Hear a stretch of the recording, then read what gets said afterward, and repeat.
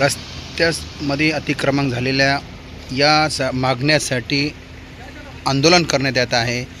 विद्यार्थ्यांना जाण्या आणि येण्यासाठी रस्ता नसल्यामुळे विद्यार्थी या अमर उपोषणमध्ये सहभाग झाले आणि विद्यार्थी हे आपण शिक्षण शाळेमध्ये न घेता या अमर उपोषणमध्ये घेत आहे। काय म्हणणं आहे ताई तुमचं? का आज इथं वेळ आली तुम्हाला बसायची? आमचा रस्ता आमदार निधीतून बनवून दिला होता। पहिले आम्ही पाण्यातून जायचो, पण त्या शेजारच्या माणसानं तो उकरला, त्यामुळे आमचे काका आज इथे उपोषणाला बसले आहे। आजचा दुसरा दिवस आहे। प्रशासन आले होते कोणी काही म्हणलंय का? नाही, ते नव्हते आले। नाही आले होते ना? काही अजून काय जे उपोषण करत आहे त्यांच्याकडून आपण जाणून घेऊ। काय म्हणणं आहे तुमचं?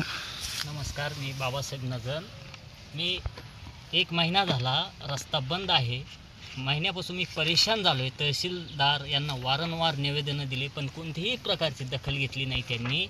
त्यामुळे मी उपोषण करण्याचा निर्णय घेतला आणि याच्या अगोदर मी 1 दिवस उपोषण केलं। त्यावेळेस संध्याकाळी तहसीलदार साहेबांनी आम्हाला आश्वासन दिलं की तुमचा उद्या रस्ता मोकळा करून देतो, तुम्ही उपोषण मागे घ्या।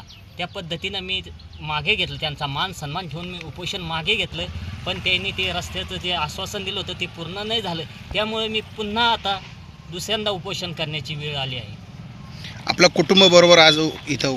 हो, त्यांना हे मुलं शाळेत जातात, त्यांना शाळेत जाण्यासाठी रस्ता नाही, त्यांचं उद्याचं भवितव्य हे धोक्यात आलं आहे। त्याच्यामुळे मला हा मार्ग अवलंब करावा लागला।